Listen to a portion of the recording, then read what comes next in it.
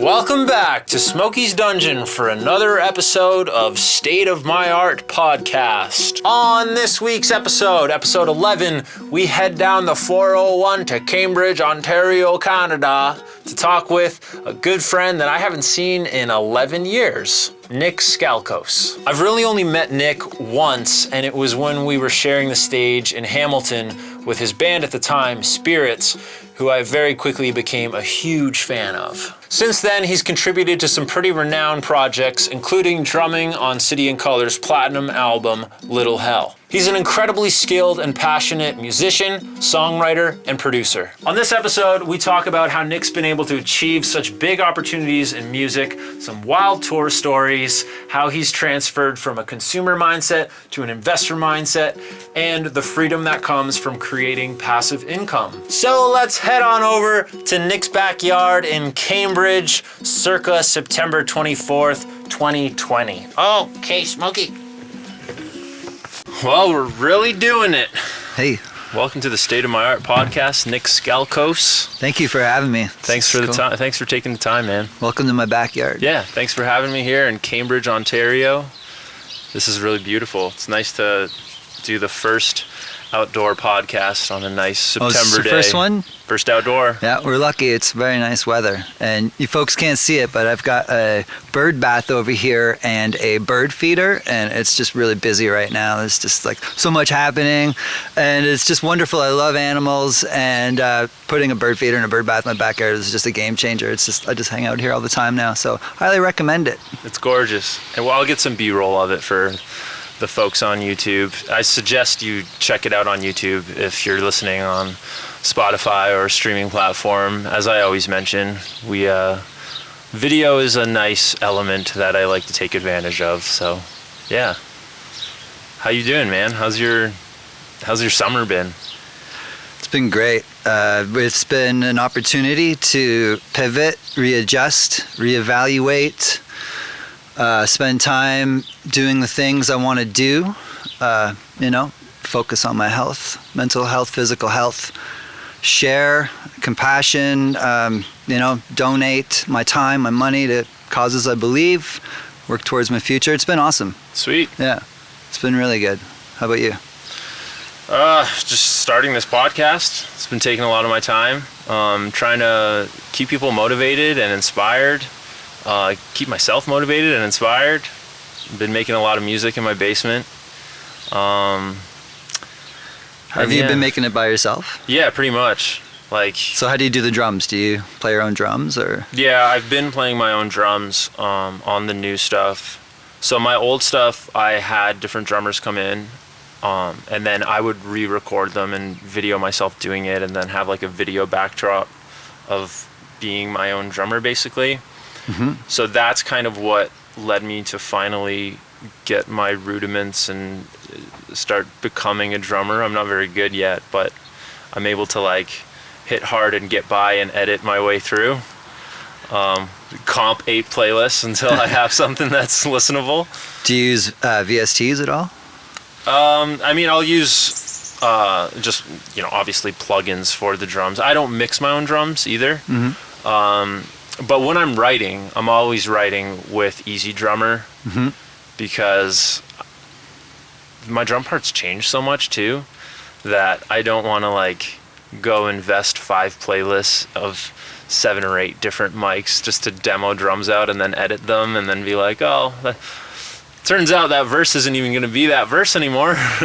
I hear you. You got to go back and change it. So right. I used to bake a lot of, I used to go through Neves and preamps and bake all that on, but I'd give it to a mixer and it'd be like, yo, this is too soaked or too saturated. And I'm like, well, it's baked on, So I found that, working with plugins and doing a lot of it on the posts yep. is where it's at now. So I ended up selling a lot of my out gear and stuff like that. And a lot of my drums now aren't real drums anymore. I found I really nailed the recording of drums a couple of years ago. Interesting. Yeah, and I really enjoyed recording live drums, but just the style, I'm just doing a lot of top 40-ish style music now. So it's not really there's no room for real instruments in any of these mixes really anymore. Even one acoustic guitar in the mixers, like I could only put acoustic guitar in this mix right now. So either this or the bass drum. It's crazy. Like, so I really admire a lot of the new pop music that's out right now. Like, it's so minimal. Mm-hmm. And these sounds, they got to pick the right sounds because there's only 4 instruments in some of these tracks, and it's hard to do that. So I mean, having VST drums or just using sample drums, you can switch them out until it serves a song appropriately. Whereas if you've recorded the drums yourself, like, you're sort of like committed to that, which is also awesome. And I've done it tons of times. I love recording the tape too, which is crazy. I did that with Dallas Green and City and Color at Catherine North Studios in Hamilton, recorded right to tape. No pressure. Yeah, I was gonna say.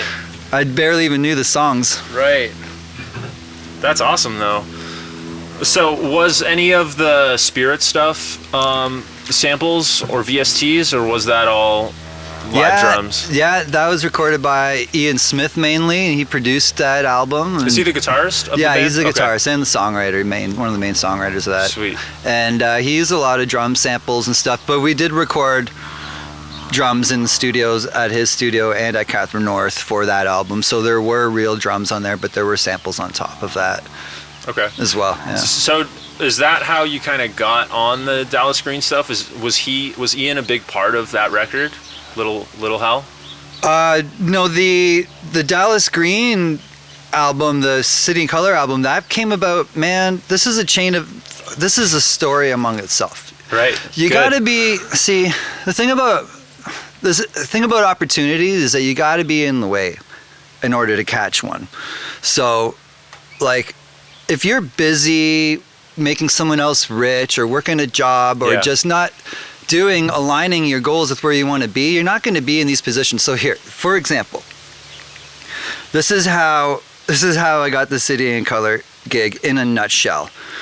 I was managing a local band called Grand Casino who sounded a lot like At the Drive-In, and they really liked At the Drive-In. They really liked that. They wanted to work with Alex Newport, who produced At the Drive-In. He's an amazing producer. He's a British producer out of New York, where he was out of LA at the time. Okay. And he's worked with The Locusts, who's one of my favorite bands from San Diego.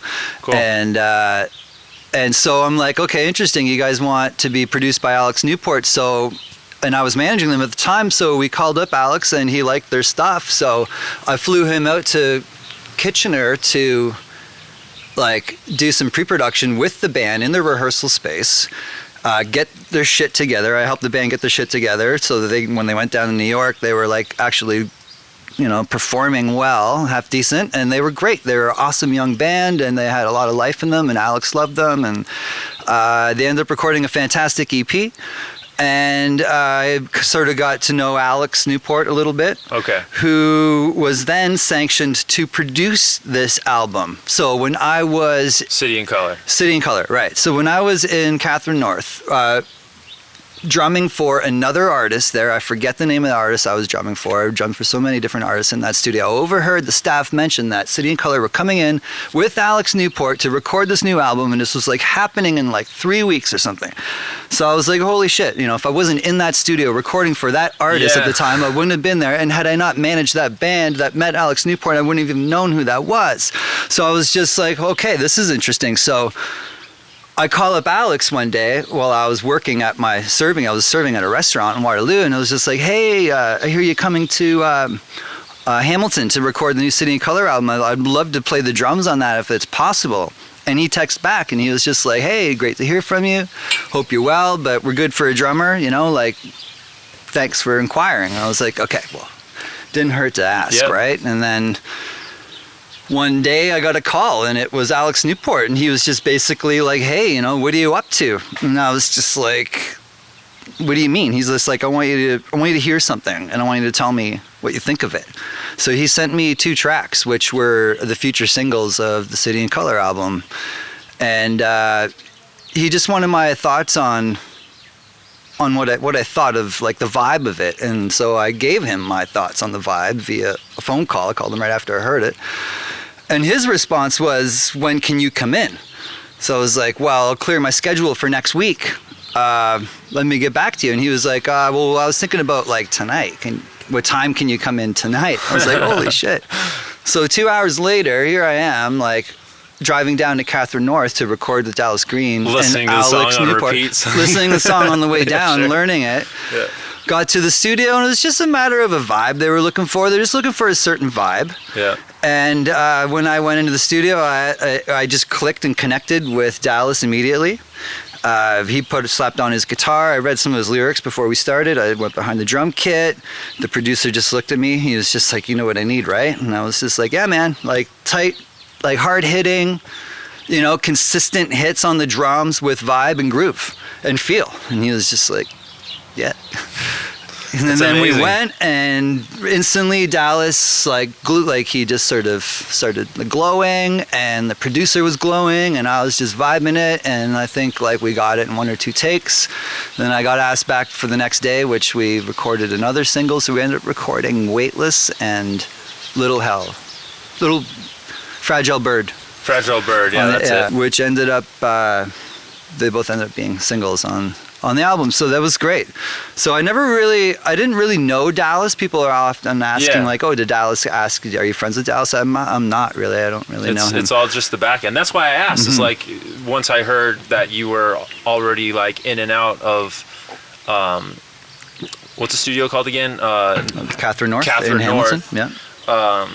It's like, oh, okay, I'm starting to like connect the dots. But I love hearing stories like that, where it's like, you know, just make yourself available and open-minded, and, you know, take shots, you know, ask if you can get involved, and you never know what's going to happen. If I didn't ask, if I didn't manage that band, if I wasn't in the studio at that time, if I wasn't good and prepared, that's the other thing. You got to be ready to perform at that level under that stress and pressure. But I mean, I recorded like so many albums at that studio. I felt like I was at home already. That's why everything was so cool and smooth and stuff. But yeah, I'm a big believer in investing in yourself, investing, you know, in regards to taking your time back, focusing, honing in on your skills or whatever it is that, you know, just don't stop, don't give up.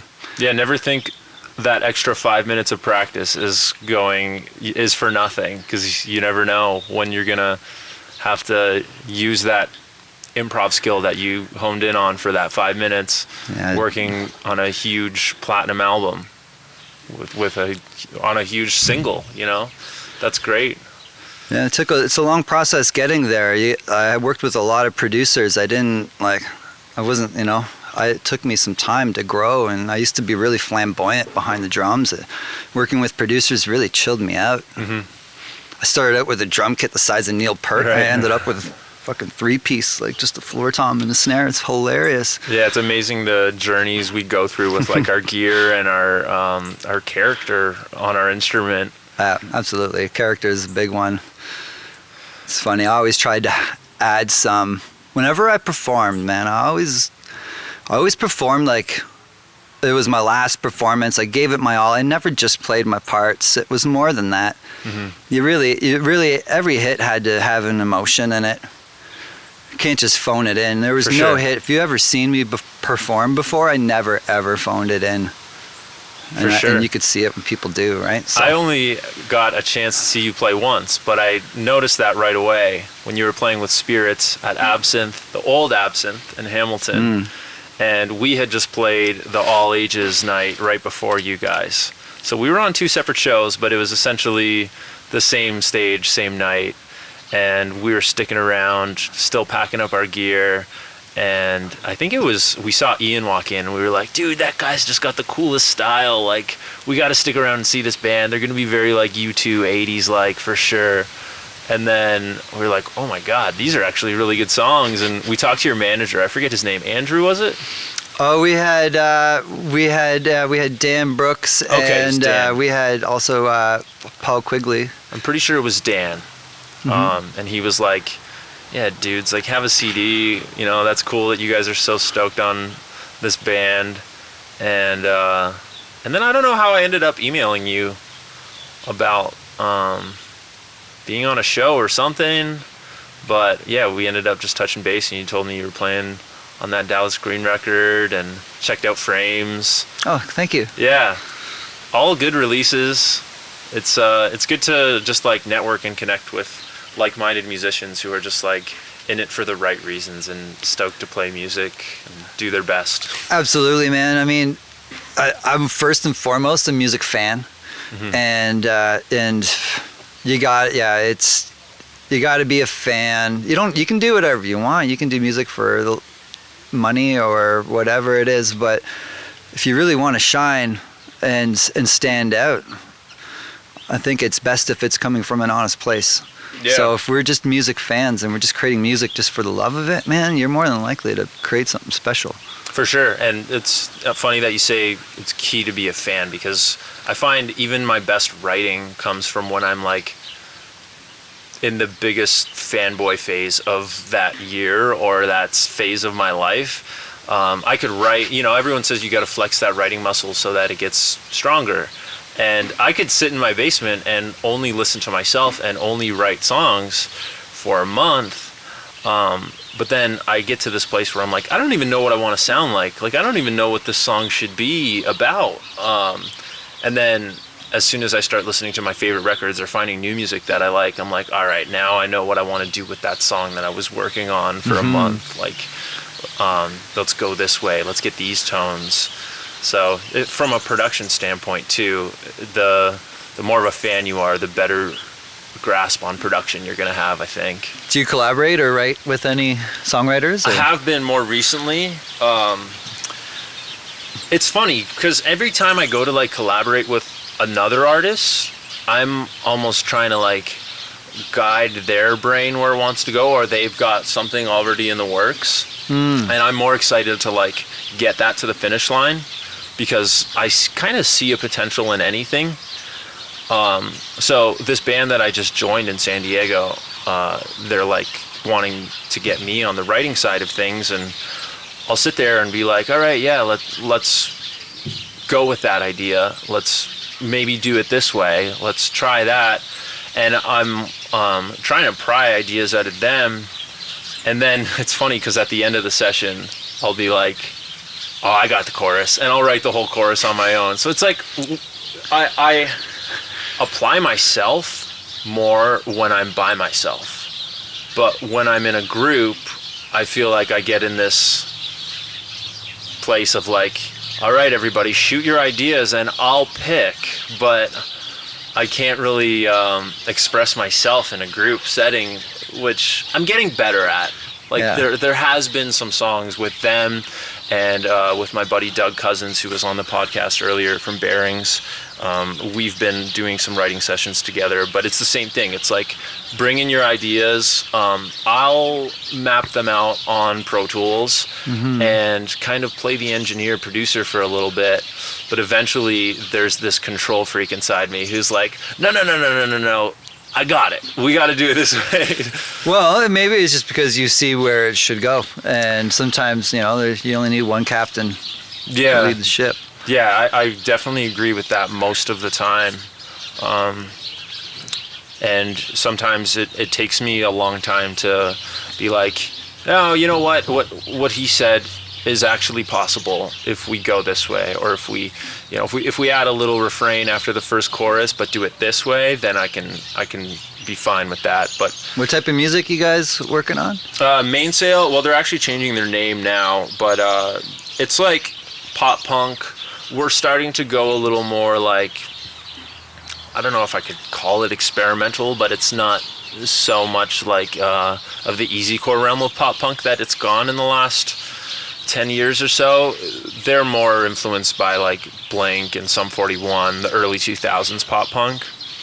I love that stuff. As am I. Yeah, same.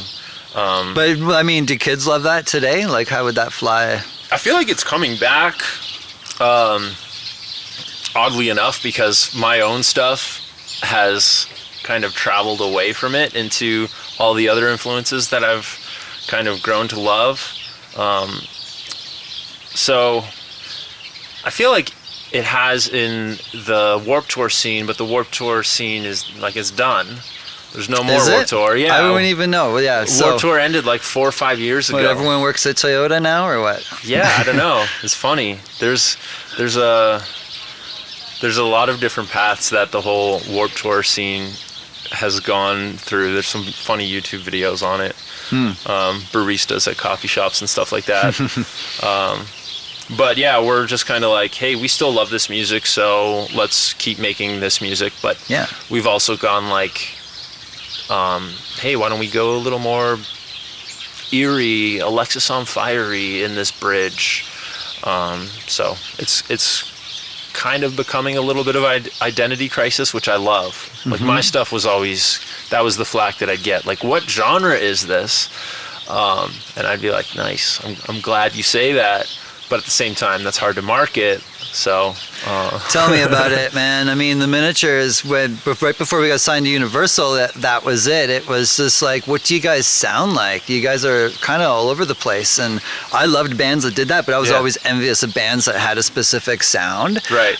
Now, as a producer and a writer, I find it extremely beneficial that I've explored all of these different genres, because as a good producer should, they have a concept of a deep concept of each genre. For example, like there are producers that work in hip hop and metal. And they just have an understanding of all these genres, so they can jump lines like that. It's really cool. I admire that so much in a producer. Yeah. Because the depth of knowledge, and you'd have to know, like it's incredible. And I really believe admirable. there's a way to tie it together. There is, yeah. There's, you know, some of my favorite bands pull it off, and then there's some local bands, especially, that I'll play with in all these different markets, where I'm like, whoa, they really went there on this song? Like, last song was there, and now this song is here. So there's a fine balance and a way to tie it together, I think. And the Miniatures, I just found out about the Miniatures like last week from just going through your discography. And yeah, that album's cool, man. That was great. We had a self-titled release. It was 2000 and released in 2000. Oh yeah. Then we had Coma Kid, which was Universal or Maple Music at 2003. Then we released another one in 2006 called Dead Flowers. Dead Flowers. That was sweet. That one, we toured all over England on that album. We had 2 or 3 videos, I forget, that much music like played all the time, which was great. And 102.1 The Edge absolutely loved us. They played Dead Flowers like nonstop, and they played a couple other songs on medium to heavy rotation. It was great. I got to know Martin Streak, who unfortunately passed away many years ago, but he was a huge believer in the band and a fan of us, and he often had us on The Edge just like last minute. He's like, hey, I got my friend Nick here, all right, we're about to play Dragonfly, and he would just slip me in to be like, hey Toronto, what's up, you know, you're listening to the Miniatures on 2.1. It was great. Like, the guy would introduce us at Wakestock and all these festivals, and he was just such a dear soul. So we've had so many people along the way that helped us in our career that have passed away, unfortunately. So many. Yeah. It's crazy. But yeah, the Miniatures had a crazy ride, man. We toured with Matt Good Band, we toured with Sloan, Sam Roberts, 5440. It's just like sweet. Endless. Like Sloan, it was crazy. It was crazy. So it was a good experience, but we didn't really bust out of Canada. Kind of like made a mark in UK, I'd say. And then Spirits was great too. We went to South Africa and played with a massive band there called the Parlotones.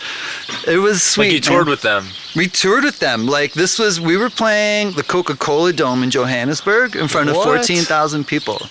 What? And we had like everyone like, why don't you open the door? Yeah. Why don't you open the door? I'm not surprised, man. It's such a fun album. People loved us, man. There were lineups for our autographs for miles. It was just like endless. It was because we're such a foreign, like there are so few Canadian bands that tour South Africa. Right. Oh man, I couldn't wait to go back. I never did, but like because bands don't make it there often. Yeah. And when you come from as far away as Canada, you're just such an exotic thing to them. It was so cool. So the reaction was insane. Cape Town, Johannesburg, Mefeking, unreal. unreal crowds. Like, it was like definitely the biggest shows I ever played. Dude, that's South awesome. Africa. Then we toured with Mel C from the Spice Girls because Really? she was just a fan of Spirit. She was just like, I love these guys. So she took us on tour with her. It was amazing. That's wild, And her man. band was the Spice Girls band. The drummer, the keyboard player. Yeah. It was awesome, man. We hung out with them in Vancouver. I forgot my cymbals in Vancouver. So embarrassing when the drummer has to go up to the headlining band and it's like, I left my cymbals in Calgary. Can you please lend me your cymbals? You know, the whole band, they were like, what? What'd you do? You know, they were razzing me. And then the drummer was just like, yeah, here you go. He lent me his cymbals. But you got to understand, like, when you ask to borrow another drummer's cymbals, that's basically like asking to borrow their underwear. Oh yeah. It's like, it's not cool. That's But someone. But I mean, they lent me their cymbals, so it was a great show. It was our last show of the tour, Vancouver. Mel C was great. We all had drinks, we all had a good time. And I realized that playing for pop fans was where it's at. We did a show previously with Crystal Castles, who I really like, but everyone was too cool, to dig it. And I was just like, man, like we'll never have street cred, not for longer than a week anyway. And like when we were touring for Mel C and we were playing in front of pop fans, they didn't care if the person beside them thought it was cool or not. They just were dancing and they loved the shirts and everything's awesome. And they would like crowd our van, like they would crowd Mel C's van, you know, for autographs. And it was just like, man, all these years we're trying to open for cool bands. Like, Yeah, we trying had to be it the cool wrong. thing on Pitchfork or Had whatever. it wrong, yeah. We just should have opened for like bands. We should have had a list of bands that we thought were not cool, and we should have called them up and toured with them. Yeah. There was That's funny, man. miniatures. There was like, I totally regret this. There was the only time I ever publicly dissed a band was this Canadian band called High Holy Days. They sounded like Nickelback, and I just like ripped on them on the internet. Well, it turns out they're a fan of the Miniatures, and they want to tour with us, and I'm just like, holy crap, like, what are the odds? The one band, like, The one time I you chew do it. up, right? So I never, ever did that again, and it's just so unprofessional to do that, and I refuse to do that, because they were such cool guys, and their fans were great, and they shared their fans with us in Northern Ontario, and you know, it's just lessons learned, man. Yeah, that's a good lesson for everyone, I think. Is like, there's so much of that hate on Twitter and all these social platforms now, especially in the rock scene. And I think that's why rock has kind of died a little bit, is like, there's so much hate going around of like, and so many subgenres that it's like, if some band sounds like too much like another band, they get flack for it. If they sound, or if they change their style to sound like something that they weren't on the last album, they'll get flack for it. Whereas you'll never be rappers, cool. pop artists, it's like whatever. Yeah. It's all accepted. Oh, it is. It is, yeah. It's really ridiculous, you know. Sooner you can get out of trying to be cool, cooler you'll be. It's true. Right? It's true. That's what all huge, successful artists, entertainers have in common, is they really don't give a shit about what anybody thinks of what they're doing, what music they're making.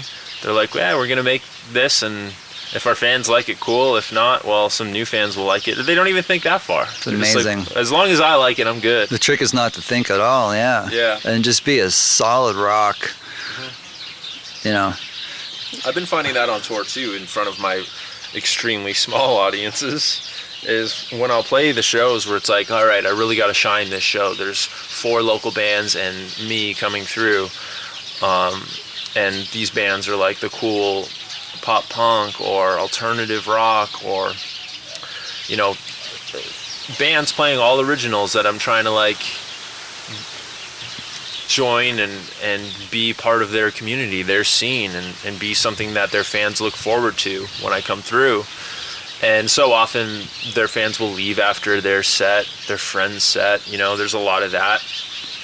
And then I'll go play a bar the next night on like a Monday or Tuesday night, and it's like, all right, well, just fill these 3 hours, you know, go up there and do what you love and get some practice out of it, is how I'm looking at it. And then there'll be some people in their 30s or 40s, 50s that are like, hey, you remind me of this band that I used to listen to in high school, and like it really brought me back, or you just love what you're doing up there and I admire that so much, let me get a CD.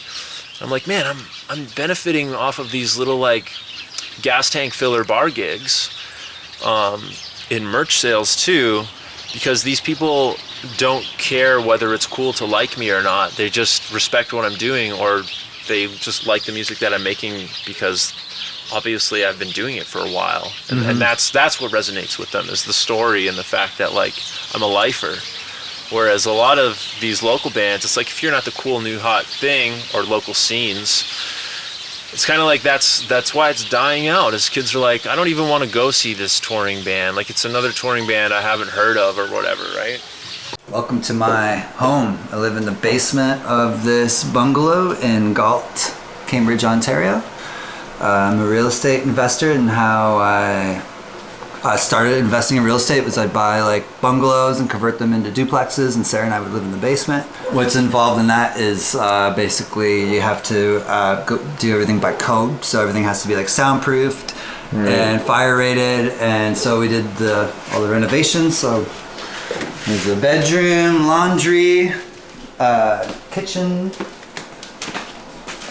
Yeah, dude. And bungalows are like, they have a lot of space, so they make for great basement suites, right? I used to teach drums in my other basement studio, and I had all my records that I've ever played on the wall just because it looked like cool. But I didn't want to do that. I'm not teaching anymore. I didn't need to do that, so I didn't put anything on the wall. And Sarah was like, oh, you should leave like some stuff on the wall. So I figured I would leave I would just put up stuff that was kind of like, kind of big part of my history. So it started with this one down here. This is the Miniatures' first album. It was 1999. I self-produced or co-produced it with Ian and co-wrote on it as well. It was recorded in Waterloo. And then our second album here was called Coma Kid, and this was released on Universal Records, Maple Music, and it had the hits Dragonfly and Little Bird, and it had we got like major airplay with 102.1 and Much Music, and we had some major like success with that album. And then our next album was called Dead Flowers, and that had the single Dragonfly and Actors and Soldiers. And this album did very well for us as well. It took us to England. And then after this album, we folded the group The Miniatures, and Ian Smith and I and Brad Germain from the Marble Index started this band called Spirits. Brad and Ian wrote the album in Kitchener, and Ian Smith produced it and recorded it. And I played drums on the album, and I went on to co-manage the band as well. And this was really cool because this is how I met you. Yeah. And this was like one of my favorite albums. So I was kind of like, I felt like I was playing drums in like my favorite band, basically. This album took us to South Africa, as I mentioned. We played shows with the Pixies. Sick. We played shows with the Happy Mondays, Psychedelic Furs. It was crazy. Such a fun album, dude. It was one of my favorites. It was 2008 or 2009. I can't read. 2009 is when we met you guys. Yeah, 2009 it came out. And then after that, I went on to do like studio drumming. I drummed for a bunch of bands. I recorded with Len, who's great. If You Steal My Sunshine, remember those guys? Oh yeah. Yeah, Mark Costanza is amazing. So we did some work on his new album, and I drummed on the Coppertone, which is Amanda Zelina. This stuff ended up getting released on Dine Alone. And it was just really like heavy blues stuff. We did some touring, and it was mainly a 2-piece, but it ended up being a 3-piece. And it's just like heavy blues, like kind of rock, and it was cool. And then this is a City and Color Platinum. I was awarded with this in 2011. Yeah, it was really cool to get that. It was I spent very little time actually recording like on this project, and it's the biggest thing on the wall. That's what I'm saying, is like sometimes the things that are like your biggest success took you like 1% of the time than the thing you're most proud of that took you so long. Right. But that's just the way the cookie crumbles. Yeah, you know, and just I don't really. I mean, so I got performance royalties for this. The biggest check I saw, just out of total transparency, was like $2,300. So if you're playing drums on a big album, you can expect about that, like at its height, about $2,000 like a SOCAN check or a check from Racks or whatever. That's still pretty good for like the percentage that amounts to get over $2,000. That's like. No, that's crazy. Yeah, no, it's good, but that's only like a couple of checks. Like I'd say the average now is like 100. I get like maybe $110. Wow. Every 3 or 4 months from Racks. So you're still collecting royalties, obviously. Yeah, $100 every 4 months. Yeah, it's great. No, it's awesome. But just so you know, for full transparency, like you're gonna play on a hit. That's what you're looking for. Like, or that's probably what you're looking at for a performance royalties. If you didn't write it, you're gonna get like. That's valuable. It's been over 10 years now, and I'm still getting money from it, so it's not bad. But it's not a lot. It's not enough to retire, right? So you always gotta hustle. I always gotta find a side hustle. So I did have a lot of out gear and stuff, but I just use universal plugins now, basically. Basically, like the Universal Audio has near to zero latency, so you can use like this wonderful 1176 here and get near accurate like sound to what it would be, and you can still mess with it in post and stuff. So I've just had like a producer sort of like wean me off of out gear and then onto the VST world. So I'm just exploring VSTs like Omnisphere and Contact, and I'm looking into like arcade stuff like that. I don't know if you've ever experienced or played around with anything like that. It's just crazy now, the sounds you can get, as you could imagine. So a couple nice mics and that's it, right? Like just keep it simple now. So I used to have drums and tons of amps and stuff. And just streamlining it. I didn't notice any edits in your podcast. Do you? I guess you do a lot of cuts, or is it just one long shot? It's usually one long shot, unless there's something like the camera break. Then we'll just come back to talking what we were talking about, and it's hard to tell that anything changed because the cameras didn't move. You know. What were we talking about? Being cool and not caring about where the market's moving, I guess. Yeah. But we can talk about whatever. No, I like that. I like, No, that's good. That was a good conversation. We don't need to like... I think we dove into it pretty good. Yeah, I think a lot... Hey, all I have to say about, being like... All I have to say about writing music is... it's all about the song, because whether it's cool or not it's just how you produce it. You can produce a good song to be very cool and very modern or very 80s or whatever. So I mean, at the gist of it, writing good lyrics, writing a solid song, that's cool.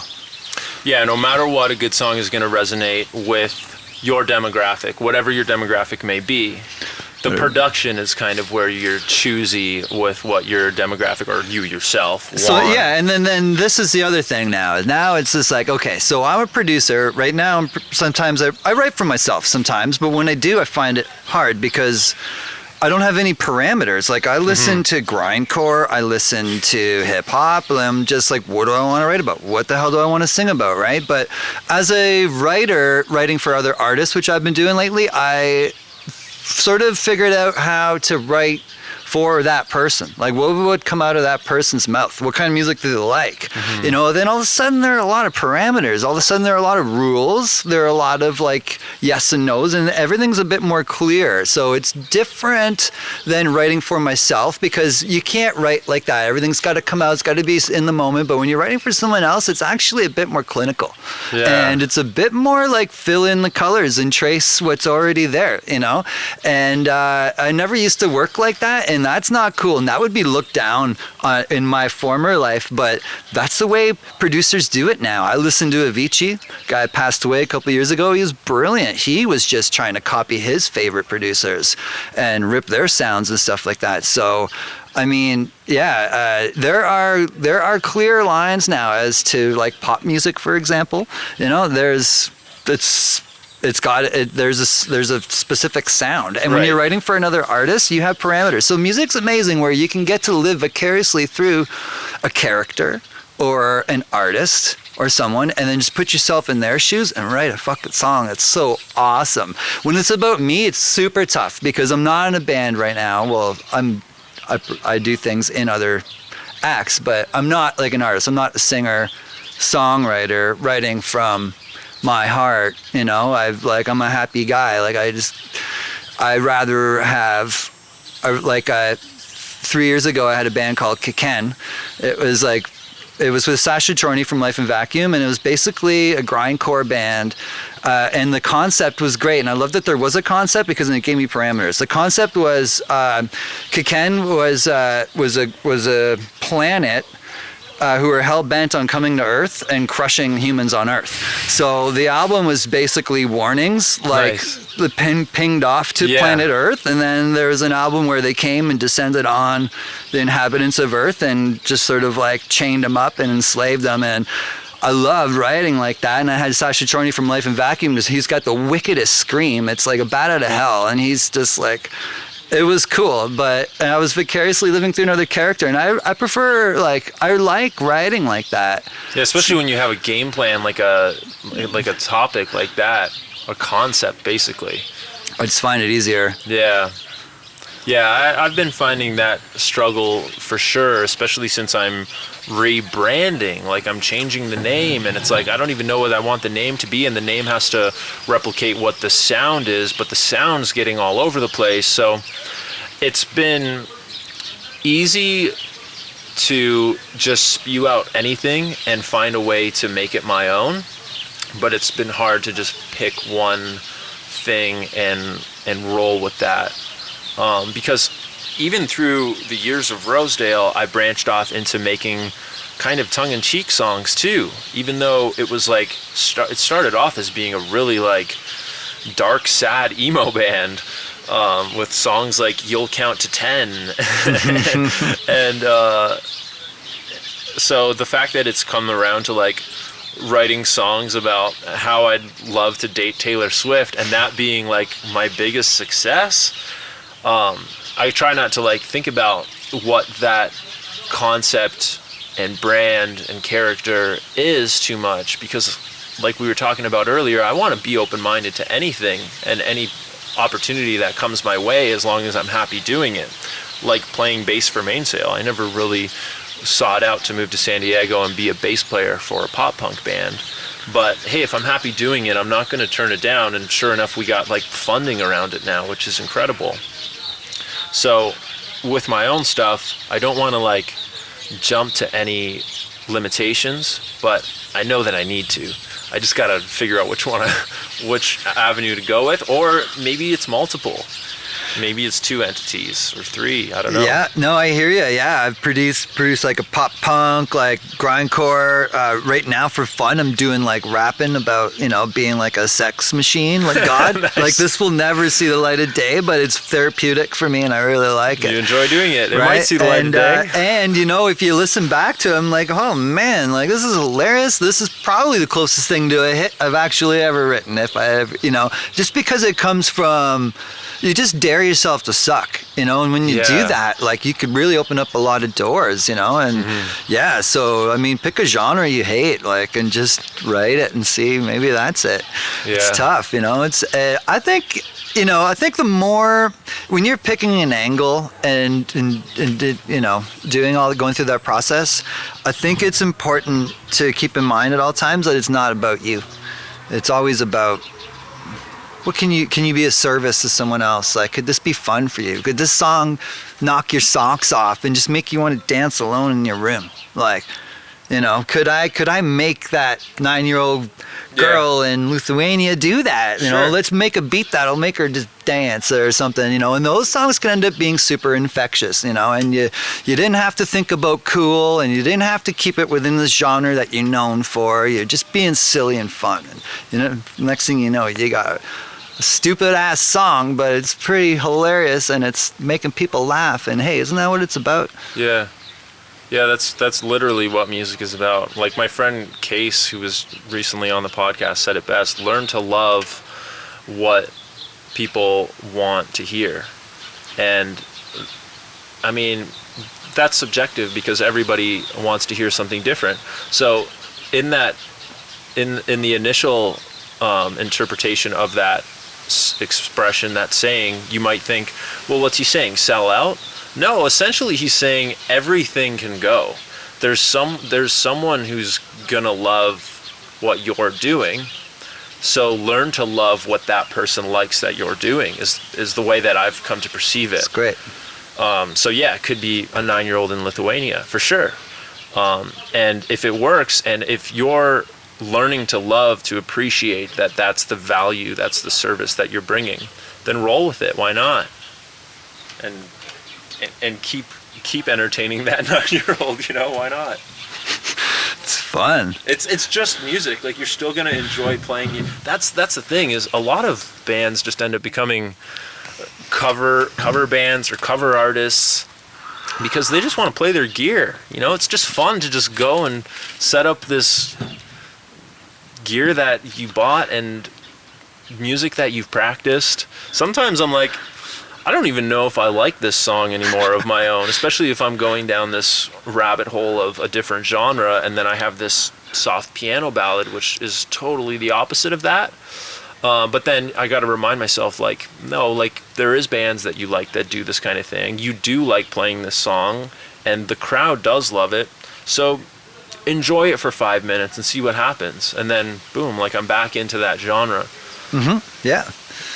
Yeah, it's being, hey, nothing stopping you from having 5 projects that sound completely, totally different. Yeah, other than time. But, I mean, look at you. You've got a discography as long as my arm. It's crazy, yeah. And, I'm so glad that I can exercise my diversity in genres that I love, that it's great. I think it'll make me a better writer and a better producer eventually, and collaborating too will strengthen my skills, and learning from others. I'm always in the room with people that know way more than me.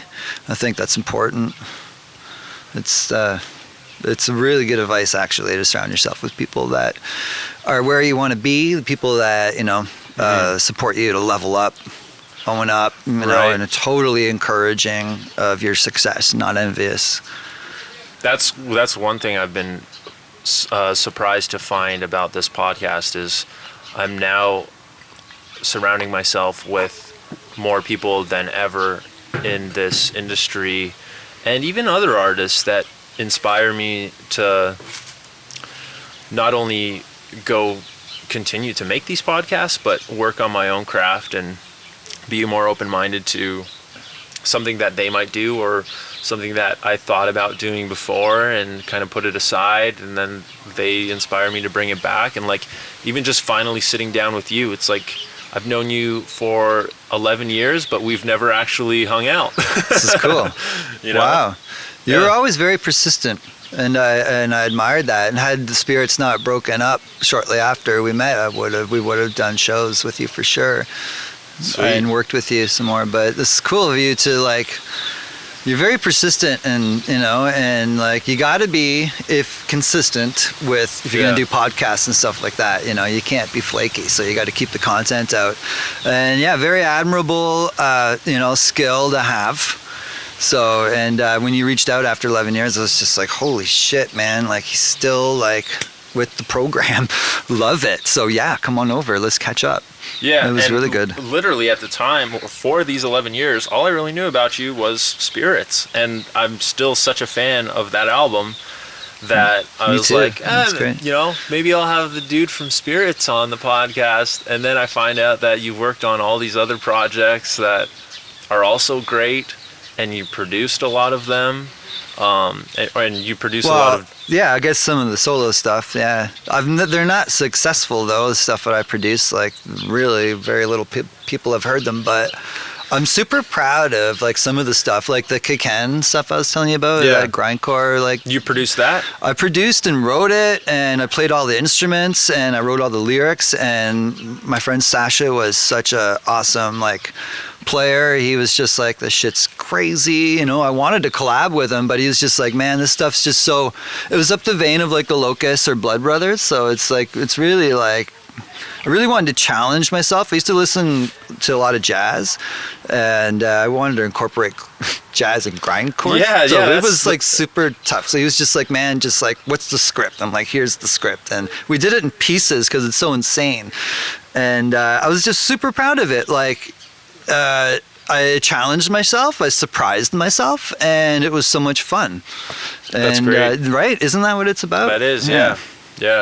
And yeah, you put that album on with headphones, and it's like, whoa, who has done this before?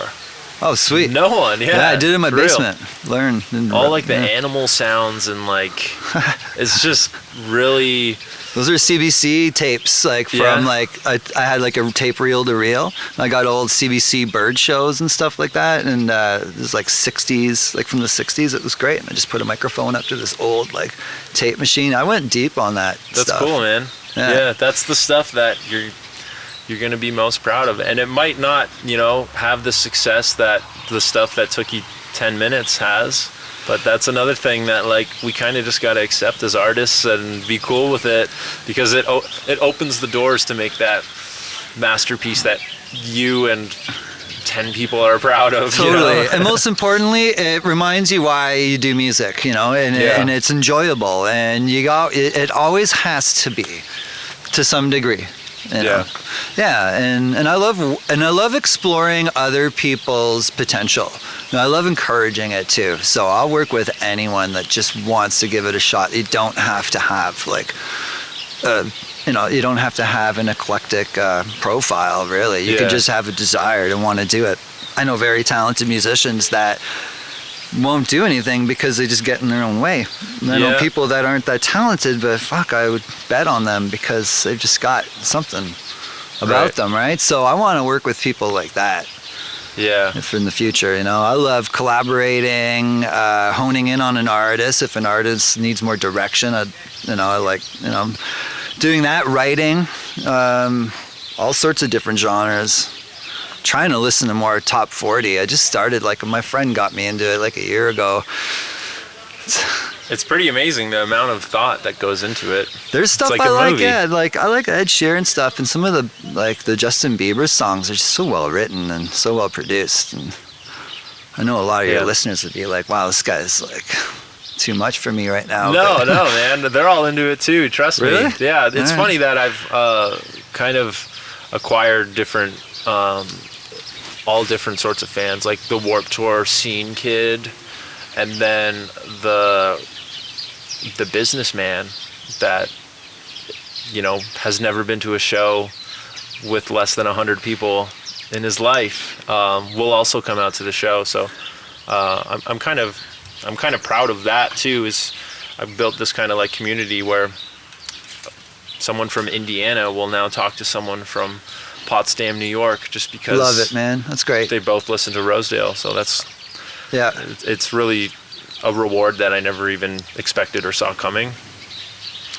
But yeah, I mean, let's talk about some of the side hustles, because I've been away from touring for a little bit now, and I know you have too, and you've been kind of working on your financial game, and you're a real estate agent now, and I mean, I've personally find that when I do take a step back and I've been working with this Vocalese company and helping them out, and I got some product for you as well of that. I find that like I start to treat being a producer and being an artist a little more as a business sense. Do you find that too, where you're like, all right, if I can go work on that for 4 hours, then I can sit here and have a streamlined process with this song. Let's go. Man, building a system to do everything that I want to do is where I'm at right now. I'm trying to utilize my time, what to do best. I know what my goals are. I know what my priorities are. 4 years ago, I put music aside to learn how to invest in real estate. So I'm not a real estate agent. I'm actually a real estate investor. Yeah. Okay. So, this guy, his name's Scott McGilvery. He's like the co-host, or he's the host of this really big show called Income Property, who Sarah and I love. Basically, on the show, it's an HGTV show where he like suites the basement of people's houses, and then they have like extra income, like they have tenant the basement. And Sarah and I are like, oh my god, this is great. And we saw he was coming around town, so we went to go see him talk about how he started investing in real estate through student houses. He just started getting student houses and moved his friends in. Yeah. Sarah and I are just like, oh man, like this is pretty cool, investing in real estate. Like we can actually do this. We don't need to have money. We could just borrow other people's money and invest in real estate. So we took this program, and I ended up working for the company. I ended up getting to know Scott McGilvery, and ended up actually writing an album with him. Really? And actually, I do the theme song to his new show called Vacation House Rules, which is circle. which is in the States as well, and HGTV in Canada. So yeah, so we're friends now. He's been over here a bunch of times. It's a trip, man. Life's a trip, right? Yeah. Opportunity. What I was saying, you got to be in the way of it. But anyway, so we started investing in real estate, and I put music aside, not knowing if I'd ever do anything again. And here I am 4 years later, like totally back in it. I've got the time now to do that. I've got, well, I don't need to tell you how many properties I'm at now, but basically the goal is to get my wife off of her job, replace her income with cash flow so that we can just spend the time doing the things we love. For me, it's writing and recording music for the fun of it. I don't want to do it for money. I want to do it because I want to do it, and that's it. And I want to make my money elsewhere, and I don't want it to be through a job either. So investing through real estate was it for me. I've got my money working for me. That's awesome. And I think personally, like, if you're a musician, I think you should consider investing in real estate. I know everyone's first question will be like, well, I don't have any money. I don't qualify for a mortgage. To which my answer is, well, either do I. Like, I don't have money and I don't qualify for a mortgage, and I've figured it out how to do it. So there are ways, just figure it out, get knowledgeable, take your future into your own hands. Financial literacy is very important. They don't teach you any of that in school. So figure it out for yourself.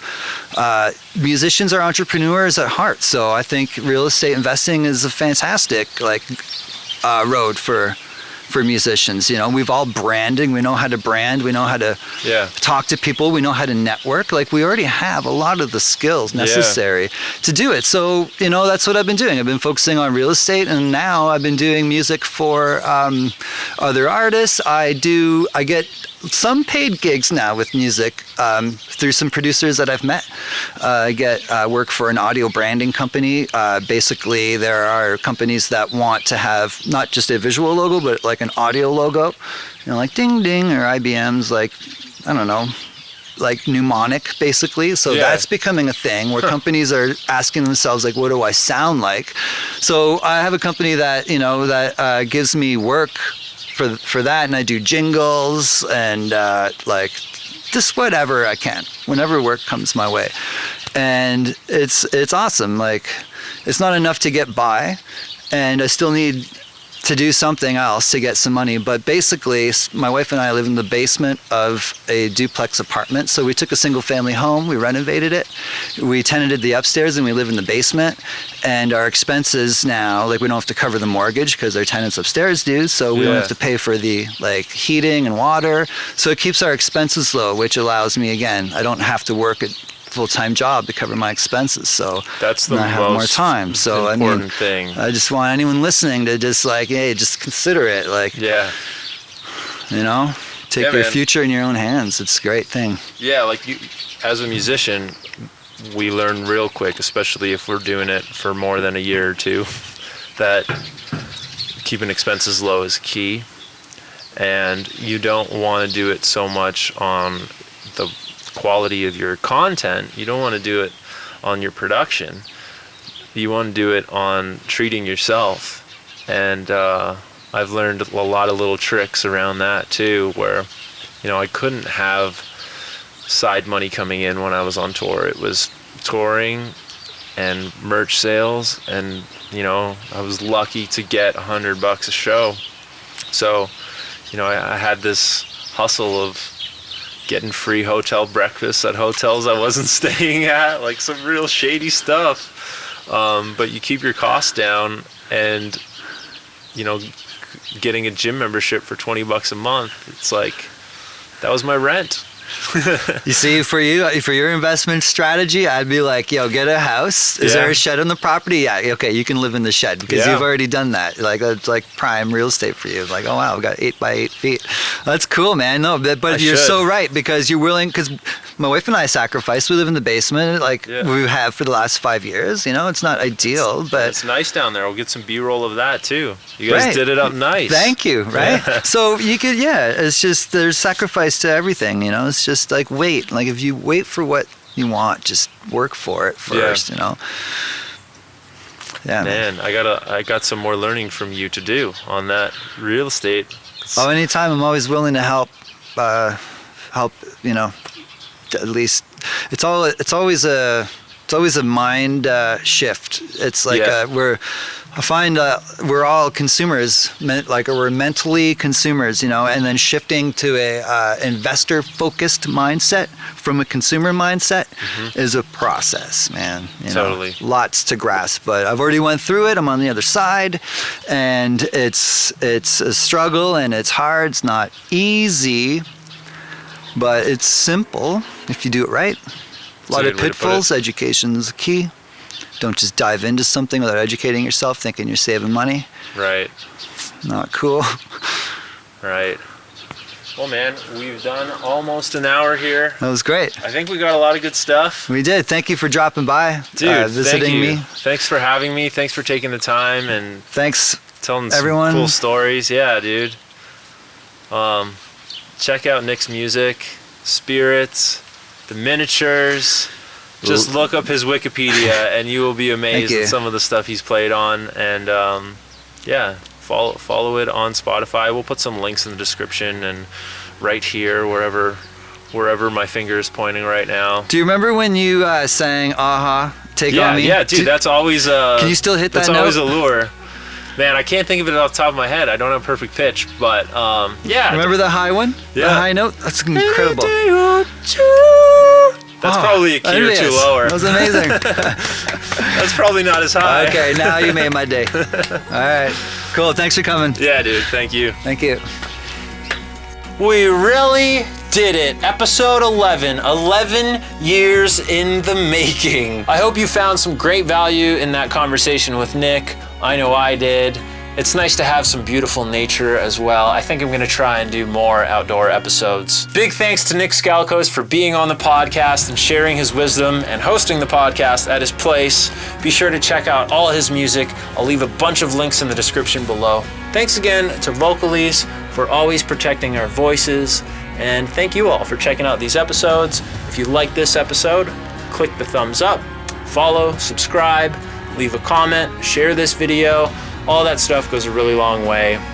And I'll see you next week. Thanks. Peace. Say bye, Smokes. Bye, guys.